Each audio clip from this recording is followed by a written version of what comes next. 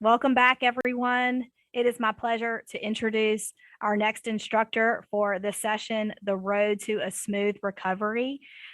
Introducing Mr. John Morehead. John is the director of the Recovery Assistance Division for the Louisiana Legislative Auditor's Office. He has 14 years of governmental and fraud auditing experience with the Office of the Legislative Auditor. He has spent the last 6 years building the Recovery Assistance Division and has been directly involved with many aspects of the state's recovery from several natural disasters. Before joining the auditor's office, he worked as a revenue recovery auditor with the Calcasieu Parish Police Jury. As an audit director, John is responsible for supervising and performing agreed upon procedures and audits of disaster funds flowing into the state of Louisiana from various federal agencies. John's experience includes serving as a manager, in charge, and staff auditor on compliance audits and special projects, detecting fraud, collecting evidence to support or refute received allegations, testifying before state and federal grand juries, and testifying in state and federal court, and monitoring disaster recovery funds. Please welcome Mr. John Morehead. Thank you, Lizzie. I do, however, have one comment before I get started. I've actually been with the office now 25 years, not 14. I must have given our moderator an old bio, so my apologies. So congratulations, everybody. You've made it to the last section of the last course of the day.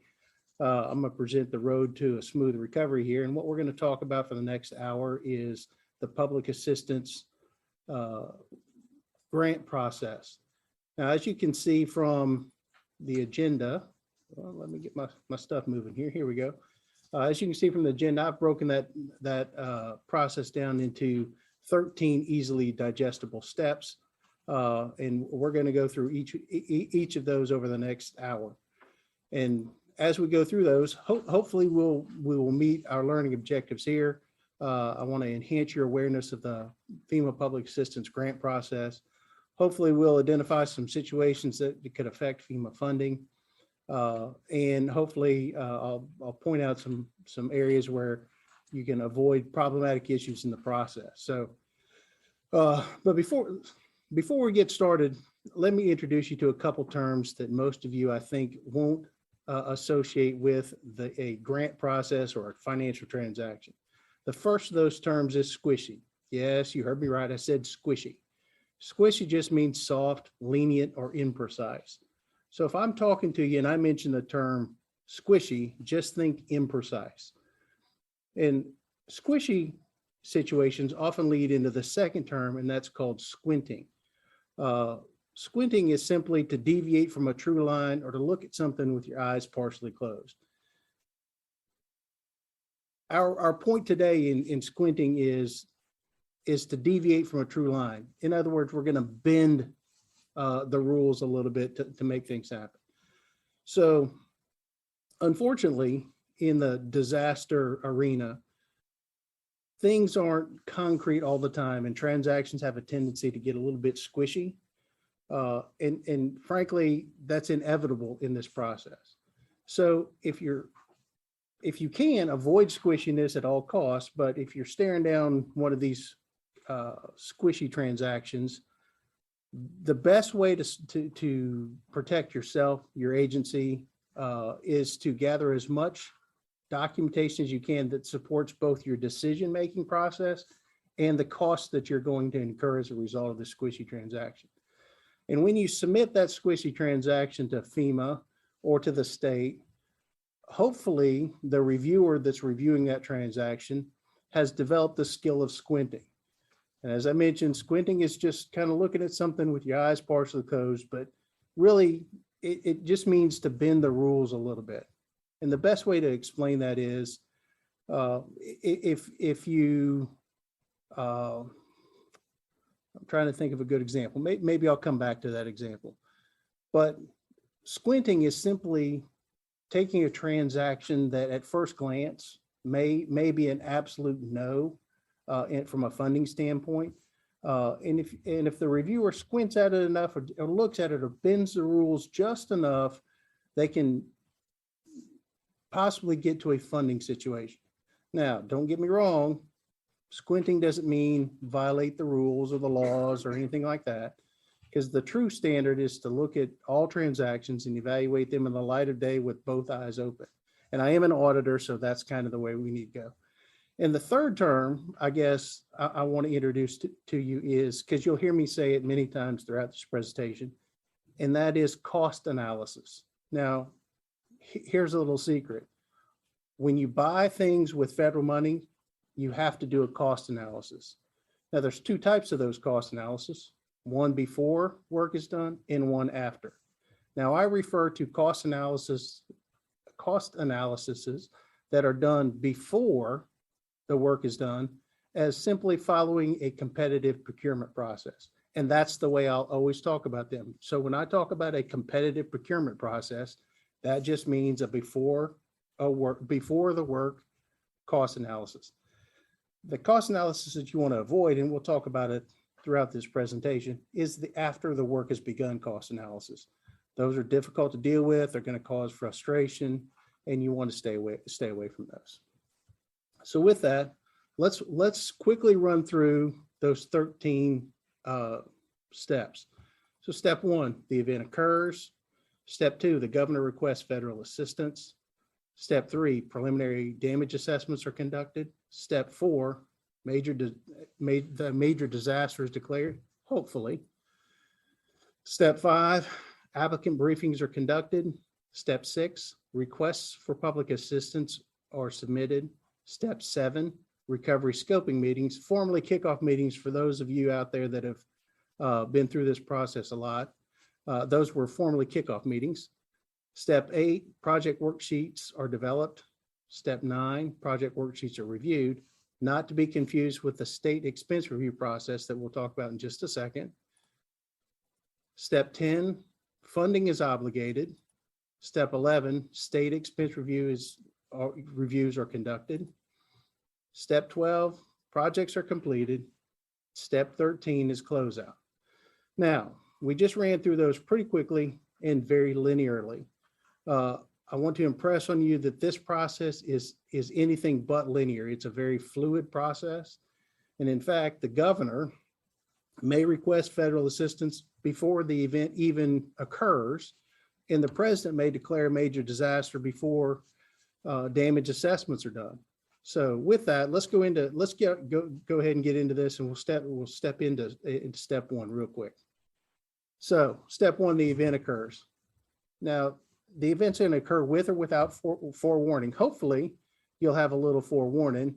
And if you have that forewarning, the thing that you need to be doing is building your recovery plan.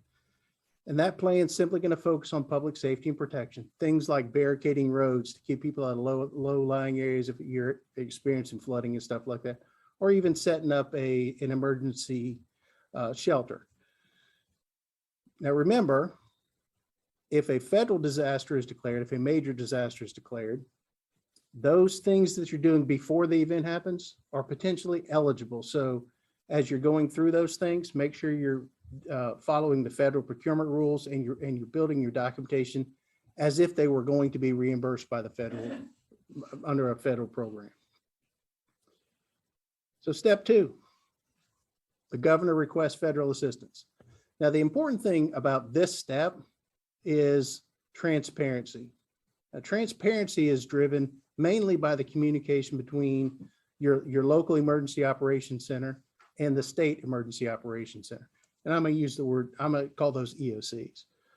So what's happening here is the governor has to gain enough knowledge so that he knows when state and local resources are constrained or will soon become constrained, so that he can request that federal assistance. Without communication and a transparent event, he's not going to get the information he needs to make that decision in a timely manner. So the key here is make sure your EOCs are communicating to the state, and make sure they're receiving information from the state, because your local leaders need to have that information so that they can be making decisions at the local level. Step three, preliminary damage assessments are conducted. Now, this is all about the state really. Well, I say all about the state, but you're going to have to play a large role in it. So soon after the event happens, GOSEP, the Governor's Office of Homeland Security, is going to send its people out into the disaster area to begin gathering cost documentation that they're going to feed up to the federal government so that hopefully the president declares a major disaster. The thing that you need to be concerned about is it doesn't matter where you're at in your government. If you know that there's damage, tell somebody. And the person that you're going to tell is, if you look at that second bullet on this slide, is your disaster team. So hopefully, if you don't have a disaster team, now would probably be a good time to start putting that team together. The sun's shining, there's no disasters on the horizon. And that disaster team should consist of management, emergency response people, public works folks, finance, accounting, and procurement people. So even if you're not one of those people, if you're out and about, you're a maintenance guy and you're driving down the road and you see some debris in a ditch, make sure you tell somebody that's part of the disaster team so that they can get that included into the preliminary damage assessment. The preliminary damage assessment, that's going to be the driver for the next step, which is step 4, the presidential declaration. If enough damage is documented and you meet a certain dollar threshold, and I don't know that dollar threshold, I apologize, then the president will declare a disaster if he hasn't already done so. It's at this point that you should begin gathering and maintaining documentation with utmost earnest, because it's not going to be long before FEMA comes into town and they're going to want to gather as much documentation as they can to begin doing their damage assessment, or in other words, developing a project worksheet. Now, having said that, it's important to remember that the public assistance program it's a reimbursement program, and it's heavily reliant on documentation. If you don't have documentation to support what happened, then it really didn't happen. So maintain that documentation. And it's also important to remember at this point that FEMA is going to need documentation to obligate a project worksheet. And that level of documentation may be different than the documentation that the state is going to need to reimburse you for those costs that FEMA obligates. On to step 5, applicant briefings are conducted. Now, it's important to note here that you're still an applicant. You have not been declared a sub-grantee. That's going to happen in step 6, and you will see that in step 6. But applicant briefings, again, they're conducted by GOSEP, by the state, and they're simply designed to give you a programmatic overview of the PA program. And that programmatic overview is going to contain things like just a general overview of the program, of the public assistance program, an overview of Grants Portal. Grants Portal is the electronic system that you're going to use to upload documentation that you want to give to FEMA. It's going to talk about program deadlines, general eligibility criteria, alternative procedures, compliance requirements, and probably they're going to even talk about LAP, or LouisianaPA.com. And that's the system or the website that you're going to use to upload documentation that's going to go to the state. Now, the state and FEMA are going to share some documentation, but FEMA is going to have they're going to want different things potentially than the state. So you're going to ultimately end up uploading a lot of documentation twice. And since this is the first meeting, you probably should have your entire disaster team there just so they can ask questions and they can kind of figure out what's going on, and they can start meeting the players. Because quite frequently, FEMA attends applicant briefings. That doesn't happen all the time, but in many cases it does. And also, applicant briefings used to be conducted kind of in a regional format, and they're still done that way, except they're not done in person anymore. They're actually done via Zoom or some other electronic format. Thank you, COVID-19. So on to step 6.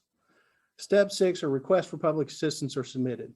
Now, step 6, or request for public assistance, or RPAs, as I'm going to call them, used to be submitted at step 5. That was just kind of the way it worked. But now requests for public assistance are done all electronically. You submit them directly to FEMA. And this is a very important thing, because the RPA is what FEMA uses to determine you an eligible subgrantee. So you go from an applicant to a subgrantee. It's also important to note that this actually marks the beginning of your participation in the public assistance program, because now if you're determined an eligible subgrantee, you're now part of the program. It's important to know that the declaration date started many clocks running, but the first timeline is here, because you have 30 days from the date of declaration to submit your RPA. Also want to point out here that just because you're an eligible subgrantee doesn't mean you have eligible work. So, that point will become much clearer as we go through the rest of this presentation. Step 7, recovery scoping meetings are conducted. Now, this is the first of many project-related meetings that you're going to have. And this is a FEMA meeting, not a GOSEP meeting, though GOSEP people will be at this meeting. And the difference between this and the applicant briefing is that this provides specific tailored guidance to your situation. This could be the first time that you've met. Now, you've probably met some FEMA folks, but they may not have been your program delivery manager, which is a very important person in your world. Your program delivery manager is the person that's on the FEMA team that's responsible for drafting your project worksheets. They will definitely be at this meeting. So your whole disaster team should attend, because they're going to want to ask questions and get the answers to things, and just help FEMA guide you through this process. Now, the specific things that FEMA is going to talk about are just the public assistance delivery process, hazard mitigation opportunities that may exist, eligibility criteria, that's both work and maybe some subgrantee type stuff, procurement requirements, environmental and historic preservation compliance issues, very important, and just general documentation requirements. Also at this meeting, or hopefully at this meeting, there's going to be another person that's an important person to you, and that's your SAL, or your state applicant liaison. And that person is your bridge between you and FEMA. They're your advocate. They're there to help you. They're there to help keep the state informed of what's going on in your specific instance. And they're there to help you work with FEMA to develop a solid project worksheet. So I mentioned the program delivery manager and his responsibility, or her responsibility, to draft a project worksheet. They can't do that work alone. They need your help. Your task, if you will, is to guide and assist FEMA.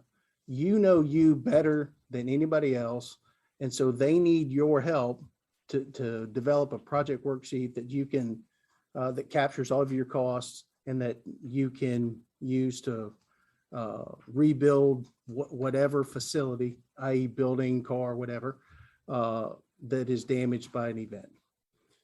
So in step 8 is the beginning of that process. Project worksheets are developed. Now, project worksheets are actually FEMA's damage cost estimate. They've changed the process, the way this process works a little bit on the FEMA side, and it's less estimates and it's more actual cost, but neither here nor there. Uh, before you can have a project worksheet, all the work that you're going to do or undertake has to meet each of the 6 following criteria. The first one there is the damage is a direct result of the event. The damage can be tied directly to the event. The damage occurred in the designated event area. The damage is your legal responsibility. The damaged facility, i.e. building, was in use at the time of the event, and the damage is not the responsibility of another federal program. So if the work that you're undertaking or going to undertake meets each of those 6 criteria, you now are an eligible subgrantee that has eligible work. So, and if you meet each of those criteria, then the work that you're going to undertake has to be classified into one of FEMA's 7 work categories. Now, categories A and B, as you see on the screen there, those are your emergency work categories, and C through G are your permanent work categories. I want to talk a little bit about categories A and B, the emergency side, and then we'll go through the permanent work.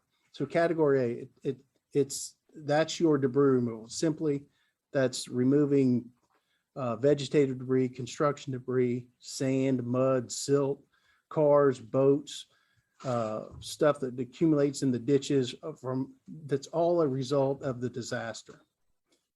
But before we move on to emergency protective measures, I want to discuss one thing, and that is what we call the cut and push.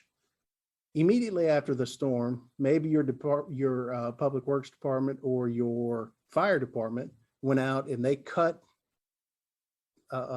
trees and pushed them to the sides of the road so that emergency vehicles could pass up and down the roads. Now, that's not part of your debris removal. That's actually an emergency protective measure. And the reason it's an emergency protective measure is because emergency protective measures are those activities that you undertake that reduce or eliminate the threat to immediate threat, not just a threat, but immediate threats to life, property, or public safety. The permanent work categories, pretty self-explanatory. Category C is repair of roads and bridges. Category D, repair and replacement of water control facilities. Category E, the one that you'll probably use the most, is just repair and replacement of buildings and equipment. Category F, if anybody from Lafayette out there, you know what that one's all about. That's the repair and replacement of utilities. And category G is repair and replacement of parks, recreational facilities, and other facilities. So once work is categorized into one of these categories, a decision has to be made. If it's the permanent work, a decision has to be made whether it's a repair or a replace situation. And in order to do that, what FEMA does is they employ the 50% rule.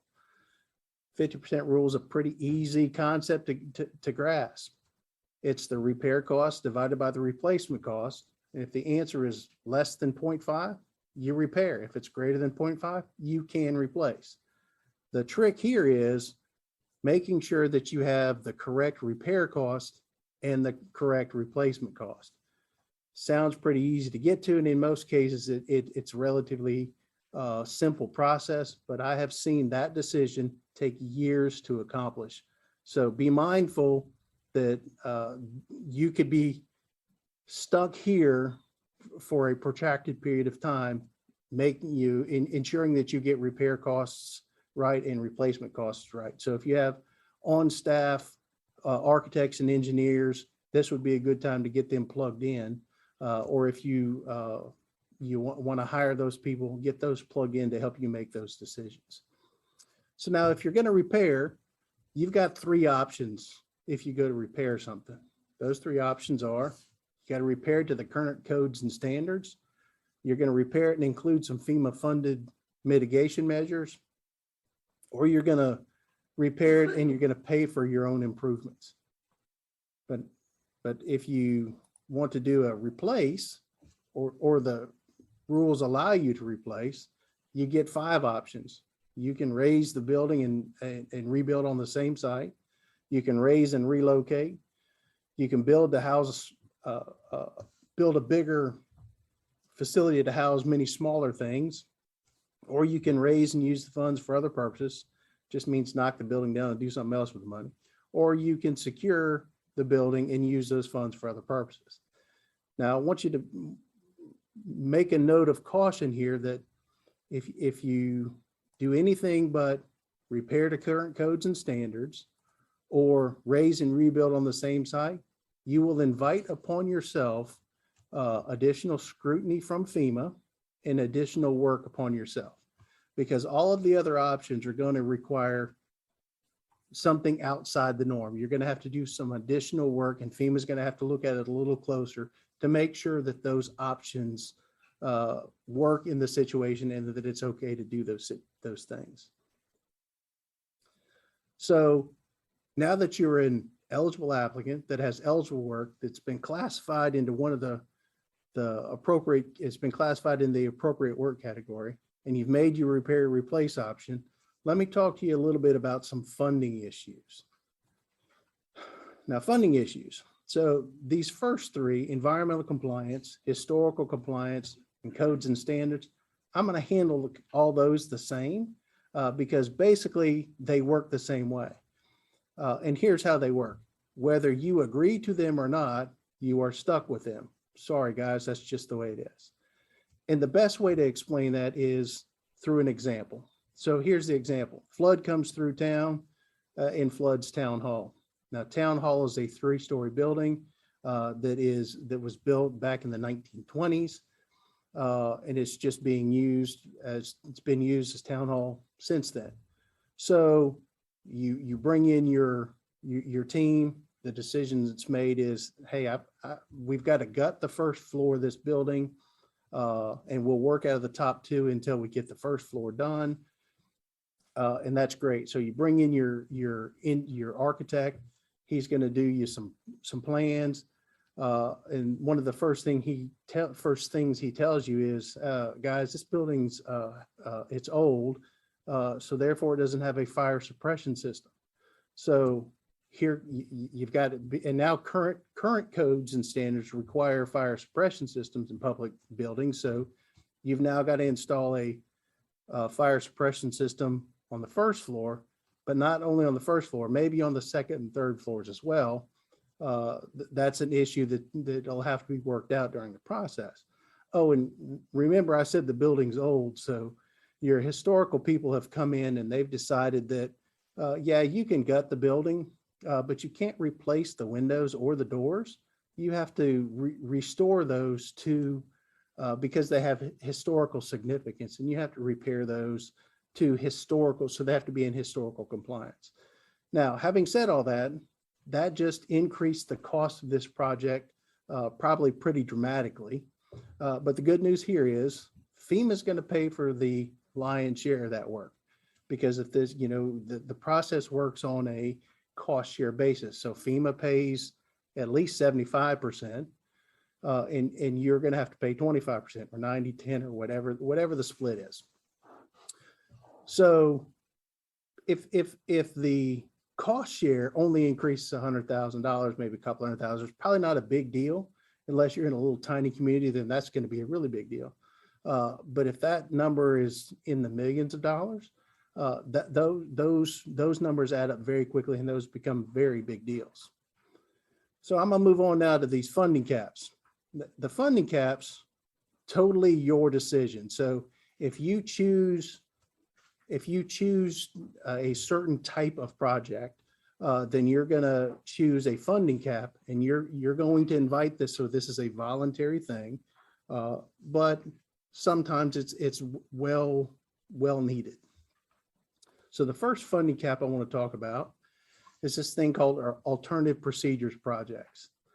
Now, what alternative procedures projects do in the grand scheme of thing is they cap your funding based on the aggregate federal share of the approved estimated cost to restore facilities to pre-disaster function. Now, John, what did you just say? I can hear y'all asking me that, even though you're not here with me, I can hear that question. So I'm going to use an example to tell you what I just red right there.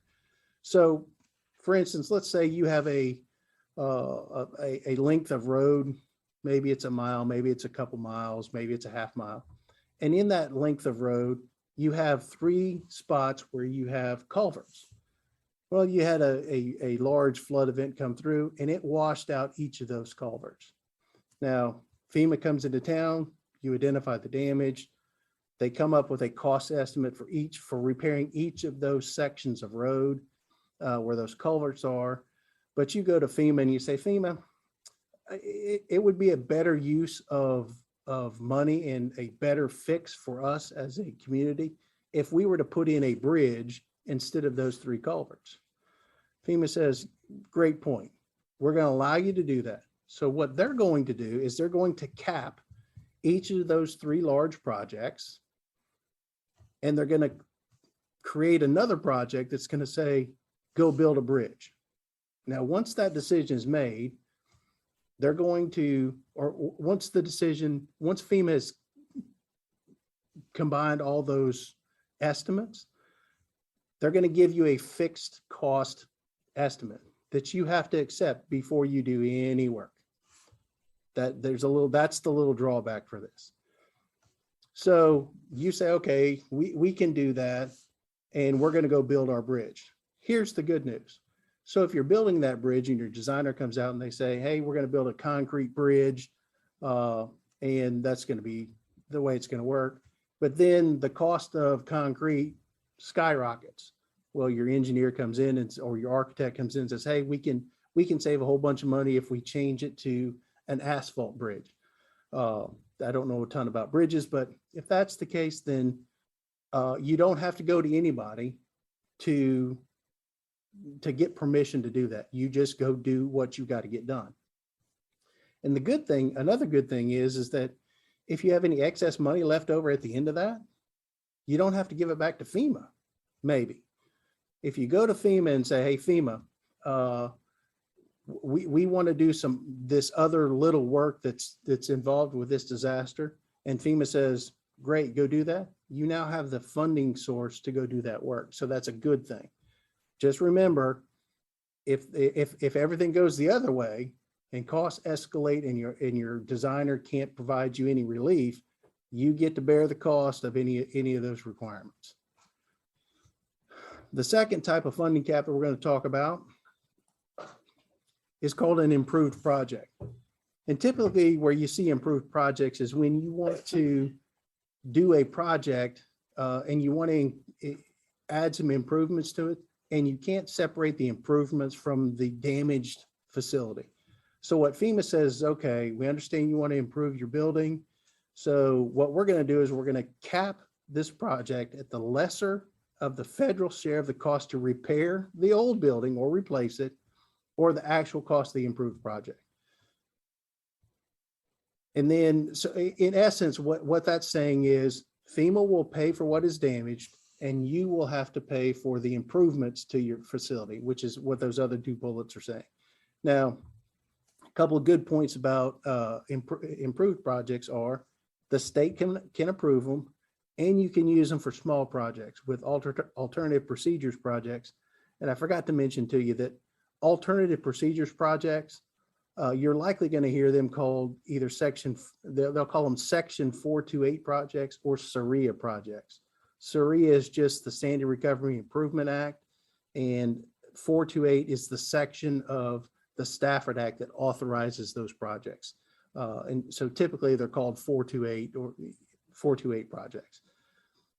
And FEMA has to approve those, of course. And they can, in alternative procedures projects, 428 projects, only large projects, improved projects are both large and small, and the state can approve them. So on to the third funding issue, and that's called alternate projects. Now, alternate projects, as you can see, are capped at 90% of the federal share of the estimate to repair or replace the damaged facility, or 90% of the federal share of the actual cost of the work, whichever is less. And that's if you're a government, which I think everybody on here is a government, but In the event that you're a private nonprofit and you're listening into this presentation, your cap is going to be at 75%. Now, alternate projects work very similarly to Section 428 projects. They're permanent work only. Basically, what you do is you take a project, and for instance, I'm going to give you an example. For instance, you have a community center and a ball field, and what you decide to do is you want to do some upgrades to your community center, and you know that ball field probably wasn't used a lot anyway. So somebody makes a decision, we're not going to rebuild the ball field, and it just becomes a donor PW or a donor project for this new improved community center. And that's simply how it works. Very similar to the culverts and the bridges. As you can see, the vast difference between the two is in how they're funded. This, with alternate projects, you only get 90%, and you can't use, if you have cost underruns, you can't use any of that money to do any other work. You just have to give it back to FEMA. So hopefully by this time in the process, FEMA, you've helped FEMA enough, and you've been spot on, and it's time now to draft a project worksheet. FEMA drafts that project worksheet. You're happy with it, and now it's time for it to be reviewed. So now this review process, simple. It happens behind the scenes. You may not even know what's happening. And it's an 8, 9, or 10 checkpoint review process, and it takes typically 1 or 2 days. And the checkpoints on this are initial review, insurance, floodplain management, mitigation, environmental compliance, historic preservation. The state has to review it. It has to go, if it's over $1 million, it has to go through $1 million queue. If it's over 25 million, it has to go through a 25 million, it has to go through another queue, and then it has to go through a final review. So now that you've got you're eligible subgrantee, got eligible work, it's written into a project worksheet or a damage cost estimate that is acceptable to everybody in the FEMA side, everybody on the state side. Happy days are here. You get money. So when FEMA obligates money, they're going to do it in one of two ways. They're going to give you a small project or a large project. Small projects are those under $120,000. Large projects are those that are over $120,000. That's current. Now that might change come October, but as of right now, it's $120,000. So let me talk to you a little bit about the documentation burden on small projects, which is really not a heavy burden on those. Now, I would recommend, because I work for the auditor's office, and that's what I think you should be doing, is you should keep the documentation to support the cost of all your projects.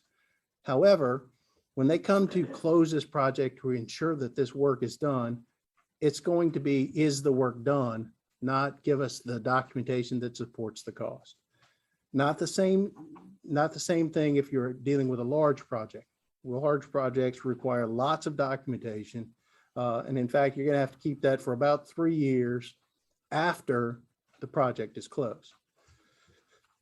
So I'm going to point out right here, because it's kind of a good lead into the next step, which is step 11. There's one level of documentation for obligation. There's a different level for reimbursement. So under step 8, we talked about obligation, and in FEMA, there was a certain level of documentation. So you're used to that level of documentation.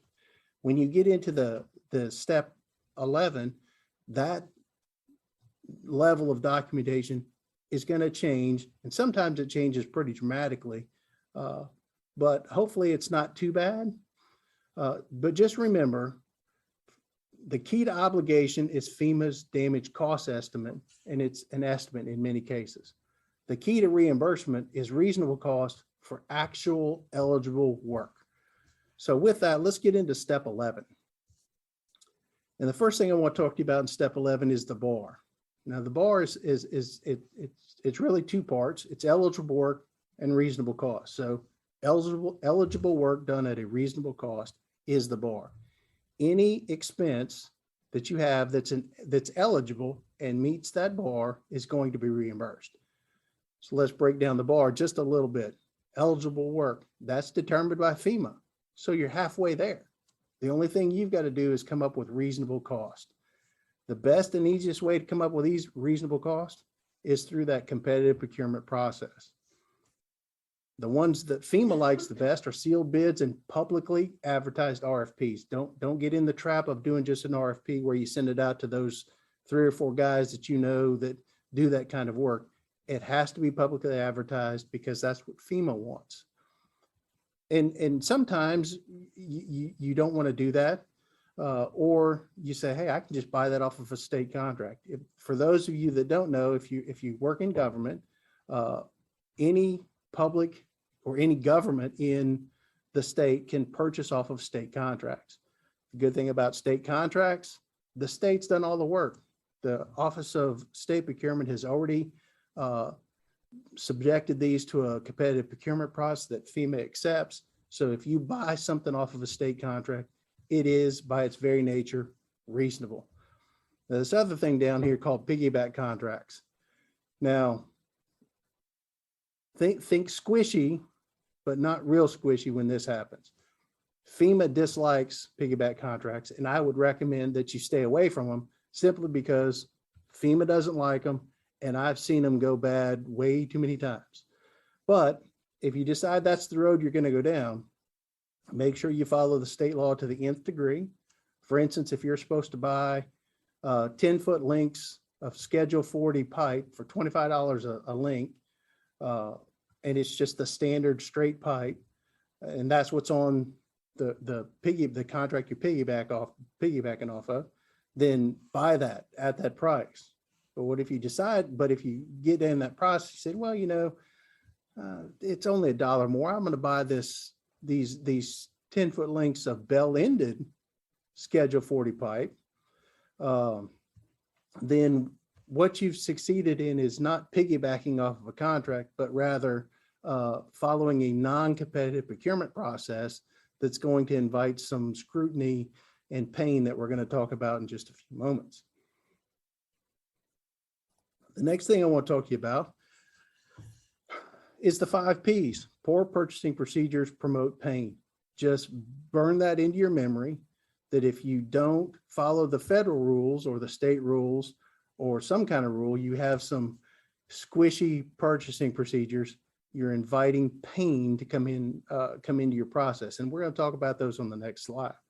But before we get there, I want to talk about cost, and that cost is always a factor.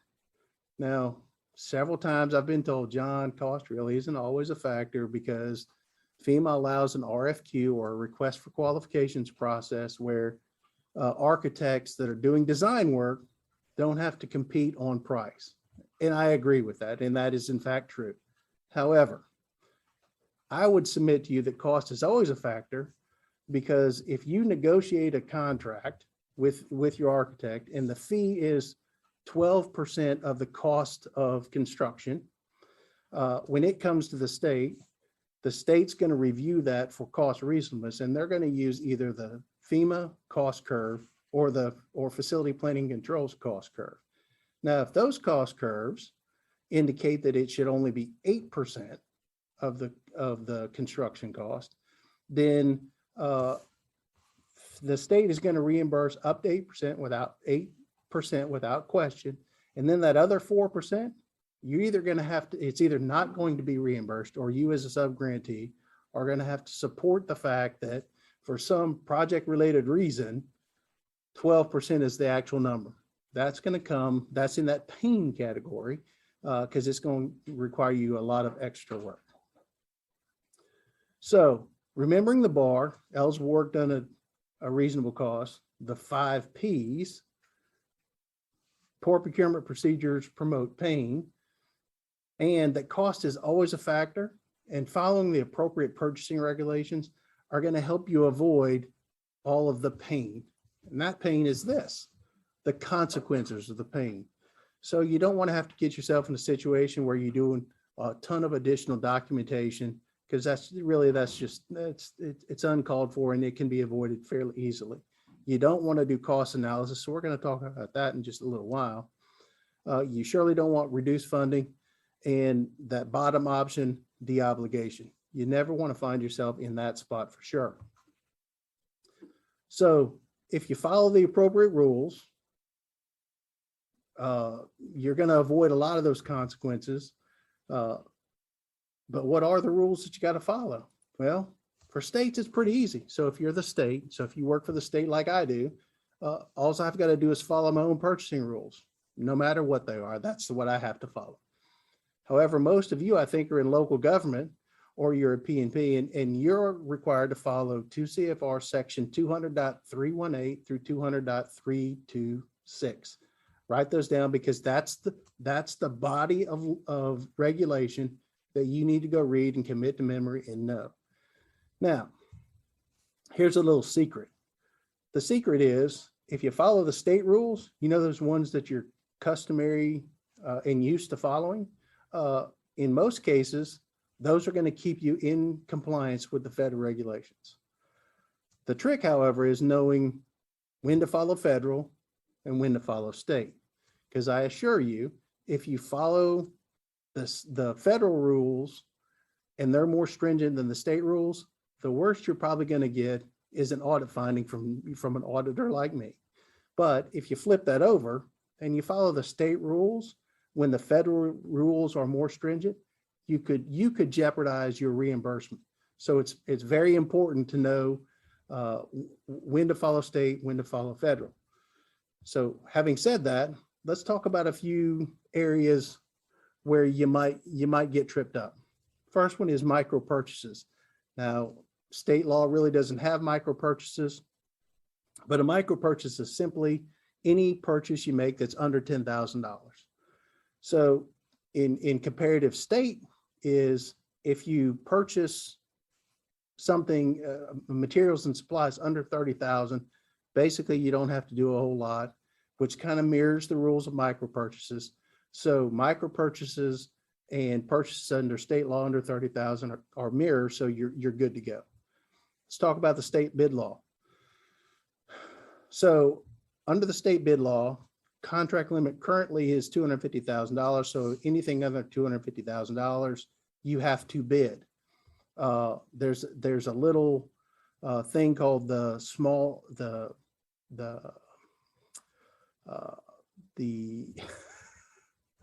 I just drew an absolute blank. The small acquisition threshold, I'm sorry.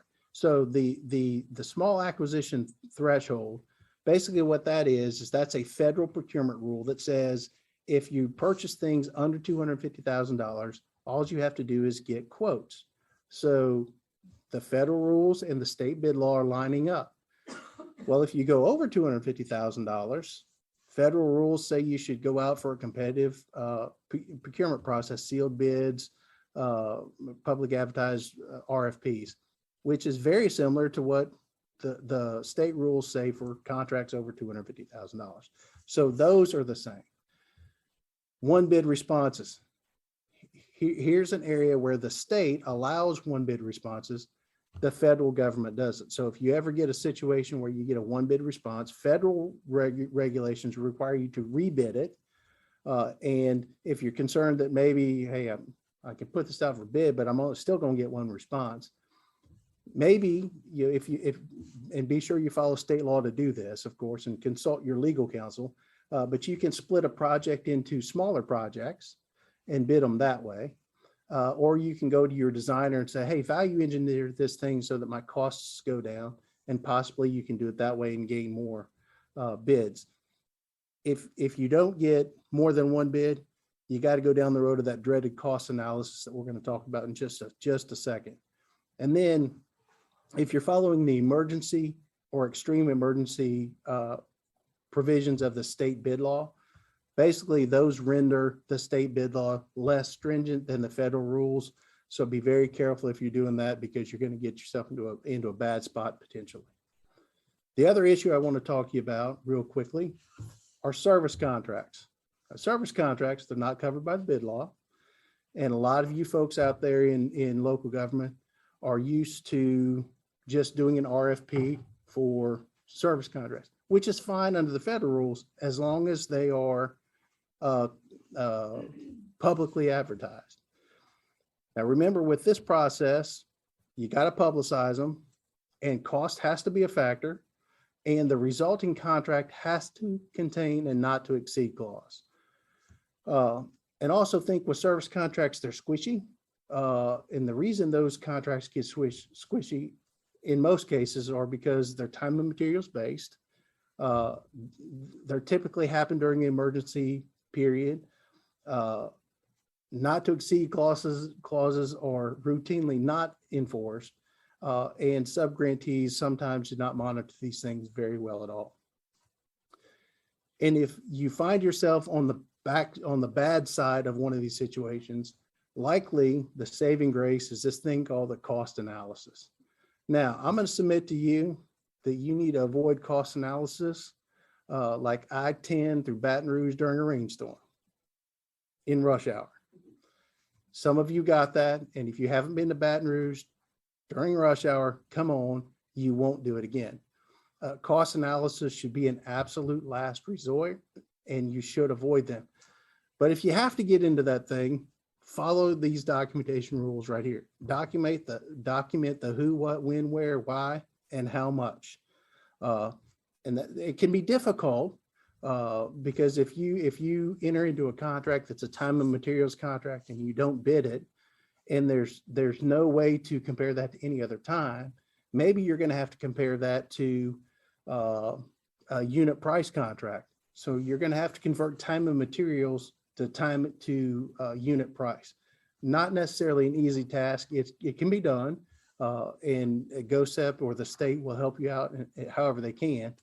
But just remember, cost analysis are painful situations in many cases, and you should avoid them. So now here we are. We're probably 12 to 18 months out from the disaster declaration, and it's time to start. And projects are wrapping up; they're completing. Don't let this turn into a nightmare because you're 12 to 18 months out. Maybe you've forgotten that there's time. That time is ticking, and normally time is your friend. But in this situation, it's also a clock. And it's ticking, and that clock, if it expires, you're not going to be happy because things are going to slow down until you get the right documentation back in place and you get your projects reinstated from a time frame standpoint. They basically stop and they just sit. And FEMA is a big organization. The state's running a big operation, so sometimes those things take a bit of time, no pun intended, to get resolved. So shortly after you complete projects, the state's going to want to put them into the closeout process. Now, if you were very mindful in steps 1 through 12, this process is just an administrative process. GOSEP's going to make sure all the I's are dotted and the T's are crossed, and they're going to cut you a final reimbursement check for probably your retainage, and life's going to go on. If you weren't so diligent in steps 1 through 12, get ready for more pain. Closeouts. If everything's askew and squishy, when it comes to closeout, those things have to be straightened up. They have to be firmed up. And now it's been 18 months, 2 years, 3 years, 15 years.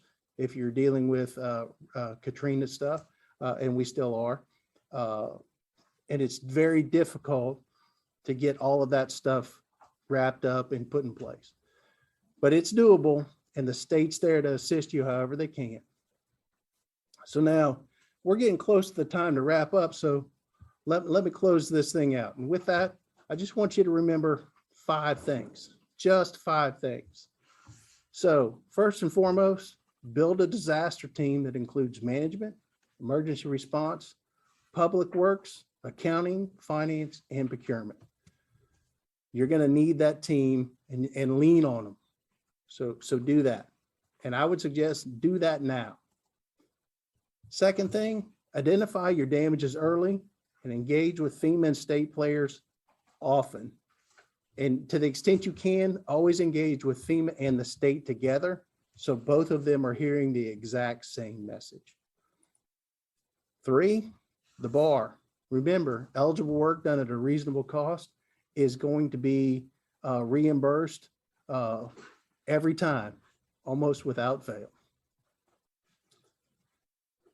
The fourth thing here, the 5 Ps. Poor procurement procedures promote pain. Burn that in your mind and avoid those poor procurement procedures. And always remember, cost is always a factor. Don't let anybody convince you otherwise. And if you have to say, John Morehead said so, I'm okay with that too. And the last thing here, document, document, document. Started off kind of saying that the PA program is a document, is a reimbursement program that's heavily reliant on documentation. It has been that way. It's always going to be that way, in my opinion. So gather those documents, maintain those documents, and you should be okay.